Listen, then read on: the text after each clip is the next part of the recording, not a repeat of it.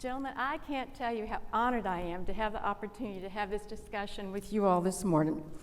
And I'll start with you, Senator Warnock. Given the crisis the world is now facing, and I think it's uppermost in everyone who's here's mind, we must first address Russia's invasion of Ukraine. The 1st Armored Brigade combat team of the 3rd Infantry Division of Fort Stewart deployed to Europe last week.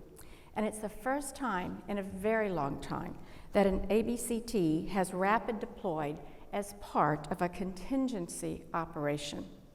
So what lessons can we take away from what's happening in Ukraine right now that can help us determine our infrastructure needs? Well, thank you so very much, and good morning, everybody. I'm a Baptist preacher. Good morning, everybody. Good morning. It's great to see all of you. I'm deeply honored to be here, especially with ADC. I know what you represent, and we're so grateful for all of our men and women in uniform, especially in a moment like this. And I want to take a moment to congratulate my Morehouse classmate, Dr. Ivan Allen, for this honor and for the incredible work that he does along with the other folk who are here. This is a critical moment. Russia's unprovoked aggression in Ukraine cannot be tolerated. We have to address it, and this is just an example of the ways in which we depend on our servicemen and women, and they just show up. They do the work. I'm so proud of our soldiers at Fort Stewart and all across Georgia. I talked to Major General Costanza last week, and we've got about 4,500 Georgia-based military personnel who've already made their way. And so we're grateful for them, and we've got to make sure that they have everything that they need to respond at a moment's notice. As you point out, this hasn't happened in a long time. In no time flat, they had to turn around, get those troops deployed. They stood up like world-class professionals. They're in position, engaged in the work that they've been asked to do. And so we have to make sure that they have what they need, and we have to make sure that their families are supported, whether we're talking about housing or a whole range of things. Very good, thank you. And Mr. Cramer, the same question to you, but looking across the whole of the current state of our power project capabilities. What are your takeaways in how we must adapt and invest in our infrastructure? I just want to thank the communities for everything they've done to date to support our ability to project power. So as a department, we stand ready when the nation calls to deploy. So to me, deploying a combat armored brigade combat team is not a big deal, because we've done all of the things behind the scenes to get there. And so one of the things that are very important is the infrastructure bill, the investments in the ports, the airfields, the roads, the rail to get there. So all these behind the scene things that are always done, and with the passage of the infrastructure bill, continue to maintain and improve that, then it allows us to also then project power at all these bases. And so it's very important to the Department of Defense that we can do that by rail, sea, and air. And so what we've done to support the crisis in Europe, for those that are in the military, are like, got it, that's what we do. Thank you for the communities that also do the investment, because the cities, the states, have to do those investments to support us, and this is a really of all of the United States effort, and we all ought to be proud of that. And the infrastructure bill that was passed last year allows us to continue that momentum that we will always then answer the nation's call when called upon. So. Thank you. And Senator, turning to the I-14 high priority corridor, last year you introduced an amendment with my Texas Senator Cruz that was included in the Infrastructure Investment and Jobs Act. What does this bill do, and why is it important for improving the defense infrastructure? Well, as Paul was pointing out, when we talk about supporting our defense communities, we're also talking about the communities that surround these bases. You know, they're part of the larger ecosystem. So we were focused on passing the bipartisan infrastructure bill.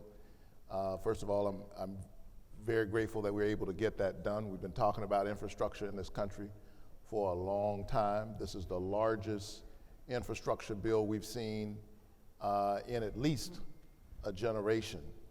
And for me, infrastructure is about highways and roads and rail and airports and ports. It's about all of that. It's about broadband, because broadband is to the 21st century what electricity was in the 20th century.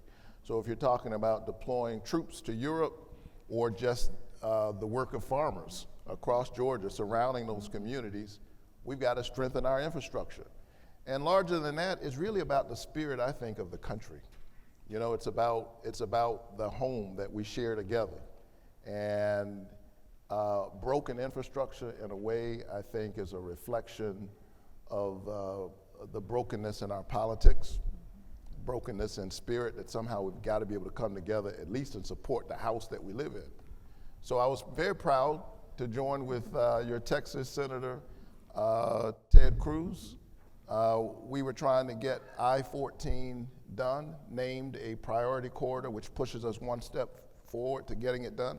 It's very simple. He wanted it built out in Texas. I want to see it get built out in Georgia, particularly because it connects a lot of our military bases in Columbus, down in Augusta, where Fort Gordon is, and also just the larger economic viability of those regions. And we couldn't get it done in Commerce. We're both on the Commerce Committee.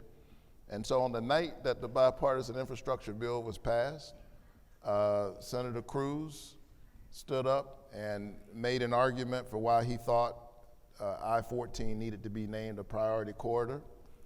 And I mean, you know how things are in Washington. I stood up and I heard myself say words that I didn't know I'd be saying. I agree with Ted Cruz. And the chamber erupted in laughter. They couldn't believe it. I don't know that 40% of the senators knew what they were voting on, but they said, if Warnock and Cruz are for it, we're going to pass it. And it passed overwhelmingly. Twitter went crazy because we unfortunately live in these silos, and the Cruz folk were wondering, what in the world is he doing with Warnock, and the reverse, I'm sure. What's this about? How did they come together? And it's very simple. The same highway that goes through Texas goes through Georgia. Connects military bases, corporate communities, affluent communities, poor communities, goes through red districts and blue districts, and eventually the workers and the executives all have to get on the same highway. We have to get on the same road.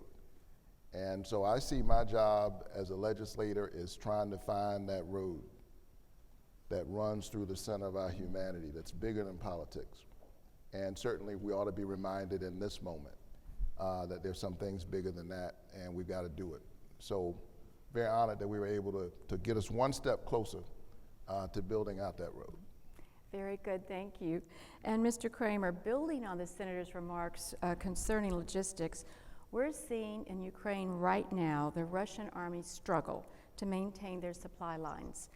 That large convoy that we've all been watching for the past couple of weeks has been bogged down outside Kiev. How does this inform your logistics and sustainment strategy, and where do we need to improve?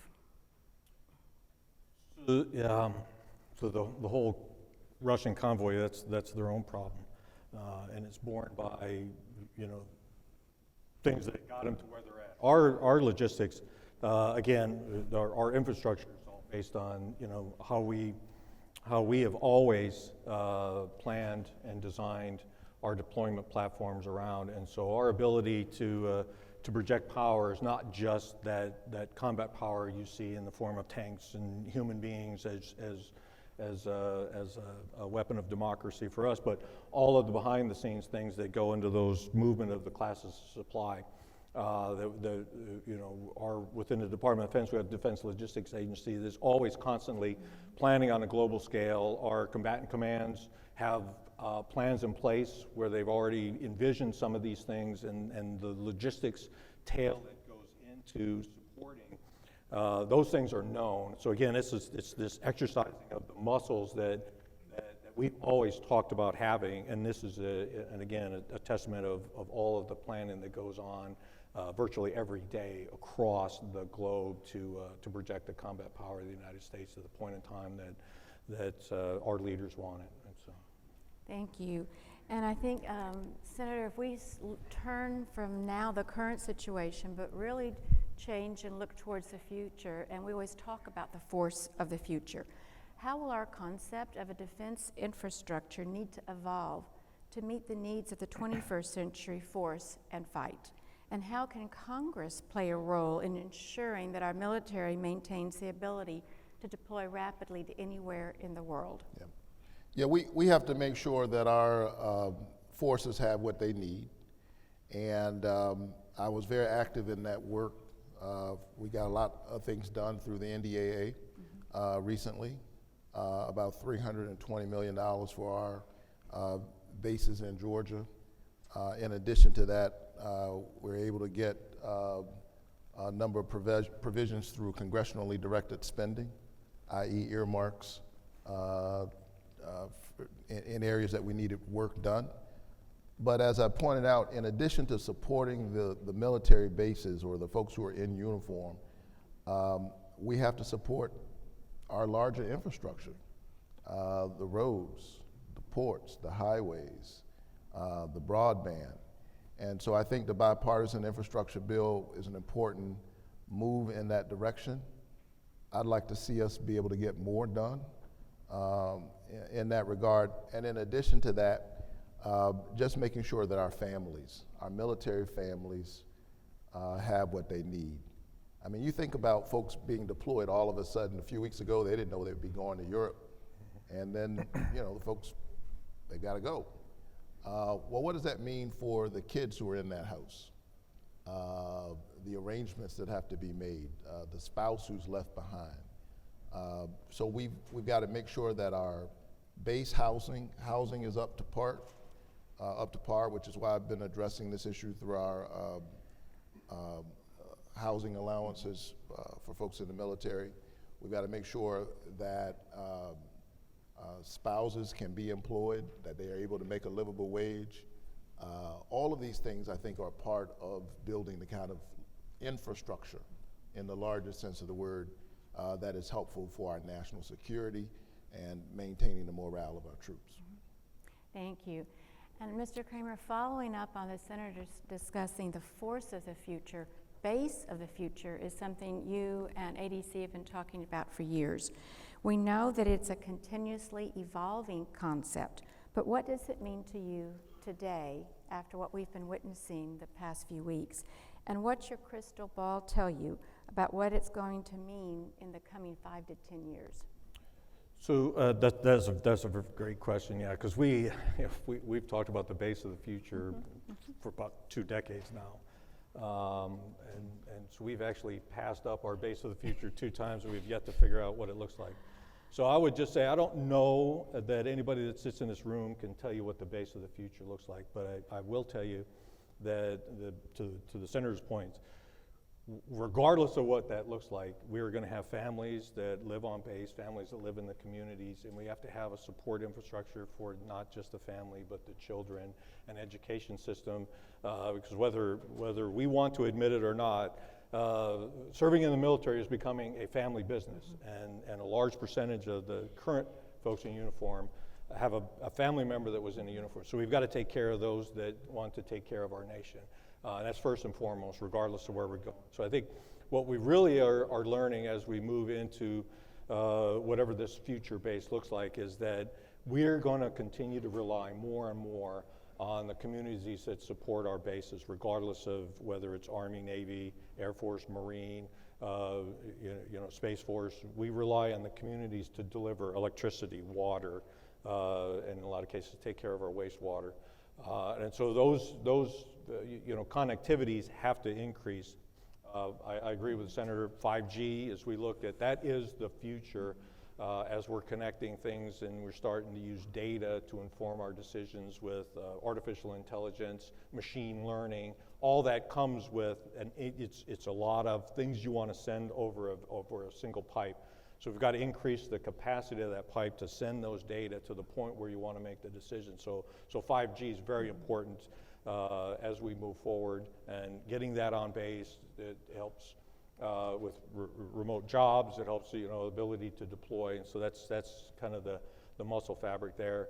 What we are, and Joe Bryan will follow me, we're really now looking at what energy initiatives we need to have in the future, the impact of climate onto that. And so while we're going to rely on local grids to provide electricity, we know that's not a complete fail-safe operation. We're going to have microgrids, if you will, inside the base so we can continue to operate those critical pieces of infrastructure. So that's where we also need the community to support. We don't need to have the answers that we've always supplied is, I have a building, I have a generator, that's my backup. That just adds to some of the crises that we already have. We can link all those together in grids and reduce our carbon footprint, which is good for the department, good for the nation, and good for the world. And so I would just say, whatever that future base looks like, we need to also include what the community is going to do, and not be adversarial, but be connected together going forward. And through a lot of the NDA language, we're required to do our master planning in conjunction with the city for transportation, and we're privatizing utilities, which are connecting us to the communities. I think that's what ultimately we're learning as we move forward. Thank you. And both of you gentlemen have been very generous with your time this morning. We know y'all have a full day. So do you have any closing comments that you want to make for the audience? No, I just want to, again, thank all the community representatives for everything they've done for the Department of Defense. I just want to put a shout out. So the 2021 NDA require that we stand up Assistant Secretary of Defense for Energy, Installations, and Environment. Through just the beauty of the bureaucracy of the Pentagon, it took us a year to actually get there, a little over a year. And so February, last month, we officially stood up the office of the Assistant Secretary of Energy, Installation, and Environment. So even though the NDA said establish an ASD, that's a single person, we had to actually have another memo to establish the office. So we are now fully staffed to support communities back to what I think everybody thought needed to be done, and that's a separate Assistant Secretary of Defense that focused just on installations. And so that office is fully stood up. We're moving forward, and Senator, last remarks for you? I was going to say, we'll let the senator close. Well, thank you all so very much. Great to be here with you, and I cannot adequately express how grateful we are to all of our troops, and a moment like this reminds us of the ways in which they show up, and we've got to show up for them time and time again. I know that ADC does that week in and week out, so thank you so very much. God bless our troops.